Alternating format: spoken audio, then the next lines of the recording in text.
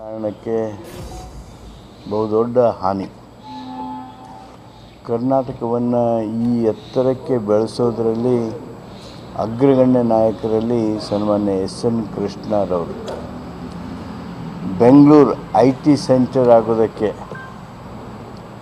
ಇವತ್ತು ಅಂತಾರಾಷ್ಟ್ರ ಬೆಂಗಳೂರು ಕಡೆನೇ ಗಮನ ಕೇಂದ್ರೀಕೃತಗೊಳಿಸೋದಕ್ಕೆ ಯಾರಾದರೂ ಕಾರಣರಾಗಿದ್ದರೆ ಅದು ಎಸ್.ಎಂ. ಕೃಷ್ಣರವರು.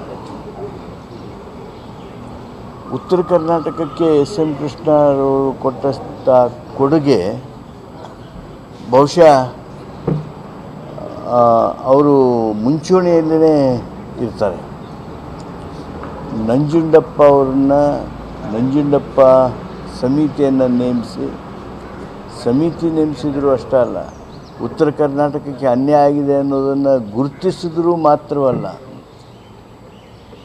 ಆ ನಂಜುಂಡಪ್ಪ ಸಮಿತಿಯ ವರದಿಯನ್ನು ಯಥಾವತ್ತಾಗಿ ಅನುಷ್ಠಾನ ಮಾಡಿ ಅದಕ್ಕಾಗಿ ಬೇಕಾಗಿರ್ತಕ್ಕಂಥ ಹಣಗಳನ್ನೆಲ್ಲ ನೀಡಿ ಉತ್ತರ ಕರ್ನಾಟಕದ ಬಹುದೊಡ್ಡ ಬದಲಾವಣೆಗೆ ಕಾರಣರಾದವರು ಮಾನ್ಯ ಎಸ್.ಎಂ. ಕೃಷ್ಣರವರು. UKP ಲಾಲ್ ಬಹದ್ದೂರ್ ಶಾಸ್ತ್ರಿಯವರು ಅಡಿಗಲ್ಲು ಹಾಕಿದರು ನಿಜ, ಆವಾಗ ಅದರ ಸುದ್ದಿಗಳು ಬರ್ತಿದ್ದವು ನಿಜ. ಆದರೆ ಈ ಕೃಷ್ಣ ಯೋಜನೆಯನ್ನು ಮಾಡೋದ್ರೊಳಗೆ ದೊಡ್ಡ ಪಾಲು ಯಾರ್ದಾದ್ರೂ ಇದ್ದರೆ ಅದು ಎಸ್.ಎಂ. ಕೃಷ್ಣರವರು.